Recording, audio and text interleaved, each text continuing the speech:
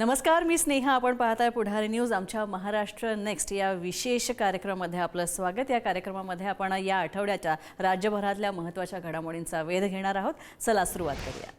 राज्य सरकारनं शेतकऱ्यांचं 2 लाख रुपयांपर्यंतचं कृषी कर्ज माफ करण्याची घोषणा केली आहे. पुण्यश्लोक अहिल्यादेवी होळकर शेतकरी कर्जमुक्ती योजना 2026 मध्ये शेतकऱ्यांचं 2 लाख रुपयांपर्यंतचं कर्ज माफ केलं जाणार आहे आणि नियमित कर्ज फेड करणाऱ्या शेतकऱ्यांना सुद्धा 50,000 रुपयांपर्यंत प्रोत्साहन दिलं जाणार आहे. लाभाची रक्कम थेट शेतकऱ्यांच्या खात्यामध्ये जमा होणार आहे. ज्या शेतकऱ्यांकडे 2 लाखांच्या वर कर्ज आहे अशा शेतकऱ्यांना वन टाइम सेटलमेंटचा पर्याय सुद्धा उपलब्ध करण्यात आलाय. 56 लाख शेतकऱ्यांना या योजनेचा लाभ मिळणार आहे आणि या योजनेमध्ये शेतकऱ्यांची तब्बल 36,500 कोटी रुपयांची कर्जमुक्ती केली जाणार आहे.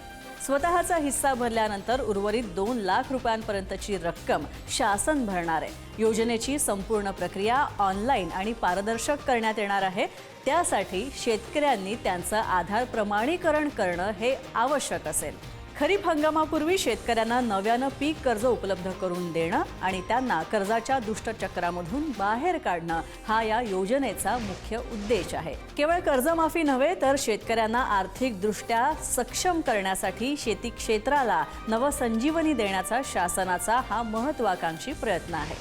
राज्यातील शेतकरी बांधवांना दिलासा देण्यासाठी जाहीर करण्यात आलेल्या या योजनेच्या प्रभावी अंमलबजावणीसाठी सहकार विभागानं आता कंबर कसली आहे. या योजनेची प्रभावी पारदर्शक अंमलबजावणी आणि वेळेत लाभ देण्यासाठी सर्व व्यापारी बँका व जिल्हा मध्यवर्ती सहकारी बँकांना सहकार विभागाकडून सविस्तर मार्गदर्शक सूचना जारी करण्यात आल्या आहेत. बँकांना युद्धपातळीवर काम करण्याचे आदेश राज्य सरकारनं दिले आहेत.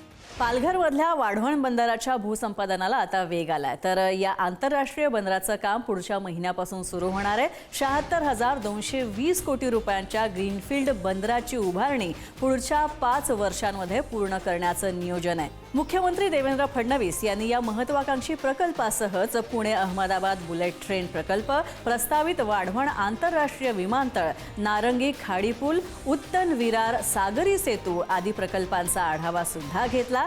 देशातील सर्वात महत्त्वाकांक्षी पायाभूत सुविधा प्रकल्पांपैकी एक असलेल्या वडोदरा मुंबई एक्सप्रेसवेच्या प्रगतीपथावरील कामांची मुख्यमंत्र्यांनी पाहणी केली. सुमारे 1 लाख कोटी रुपये खर्चून उभारण्यात आलेल्या 1,400 किलोमीटरच्या 8 पदरी ग्रीनफील्ड एक्सप्रेसवेमुळे दिल्ली मुंबई प्रवास अधिक वेगवान होणार आहे.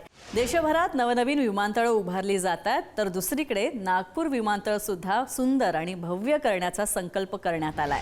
नागपूर आणि परिसरात मेंटेनन्स कमांड, ऑटो एव्हिएशन आणि डिफेन्स एव्हिएशन मॅन्युफॅक्चरिंग क्षेत्रामध्ये मोठी गुंतवणूक सुद्धा होते. तर या उद्योगांसह कृषी, पर्यटन आदींच्या विकासाला गती मिळून डॉक्टर बाबासाहेब आंबेडकर नागपूर विमानतळ हे नागपूर, विदर्भ आणि मध्य भारतातील आर्थिक विकासाचं इंजिन म्हणून नावारूपाला येईल असा विश्वास मुख्यमंत्री देवेंद्र फडणवीस यांनी व्यक्त केलाय. डॉक्टर बाबासाहेब आंबेडकर नागपूर विमानतळ परिसरामध्ये आयोजित विमानतळ हस्तांतरण सोहळ्याच्या वेळी मुख्यमंत्री देवेंद्र फडणवीस यांनी हा विश्वास व्यक्त केलाय. ये केवल एक एयरपोर्ट नहीं है, ये नागपुर और विदर्भ के और सेंट्रल इंडिया के ग्रोथ का, इकोनॉमिक ग्रोथ का सबसे बड़ा इंजन ये एयरपोर्ट बनेगा. और मेरा विश्वास है कि इस एयरपोर्ट के बाद जो इकोसिस्टम यहाँ पर तैयार होगी वो निश्चित रूप से हम सभी के लिए एक प्रकार से आर्थिक उन्नति का एक बहुत बड़ा रास्ता बनेगी.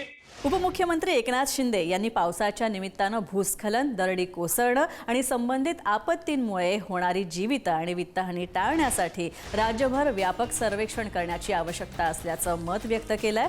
संवेदनशील गावं आणि त्या ठिकाणची अद्ययावत व अचूक माहिती तयार करून तिचा प्रतिबंधात्मक उपाययोजनांसाठी वापर करण्यात यावा असं उपमुख्यमंत्र्यांनी सांगितलंय. तसंच जिल्हाधिकारी, तहसीलदार, जिल्हास्तरीय यंत्रणांनी संभाव्य धोक्यांच्या माहितीच्या आधारे तातडीनं प्रतिबंधात्मक उपाययोजना कराव्यात असे निर्देश उपमुख्यमंत्र्यांनी दिले. राष्ट्रीय पल्स पोलिओ लसीकरण मोहिमेचा शुभारंभ उपमुख्यमंत्री सुनेत्रा पवार यांच्या उपस्थितीत बारामतीत झाला. यावेळी त्यांनी बालकांना पोलिओ लसीचे 2 थेंब पाजले आणि मोहिमेची सुरुवात केली. 5 वर्षाखालच्या प्रत्येक बालकापर्यंत पोलिओची लस पोहोचावी असं आवाहन त्यांनी केलंय आणि भारत पोलिओ मुक्त राहावा यासाठी ही लस अत्यंत महत्त्वाची आहे. पालकांनी आपल्या मुलांना जवळच्या लसीकरण केंद्रामध्ये जाऊन पोलिओचा डोस हा द्यावा असं आवाहन सुद्धा सुनेत्रा पवार यांनी केलंय. तर या होत्या आठवड्याभरातल्या काही महत्त्वाच्या घडामोडी. यानंतर महाराष्ट्र नेक्स्टमध्ये इथेच थांबतोय. पाहत रहा पुढारी न्यूज. नमस्कार.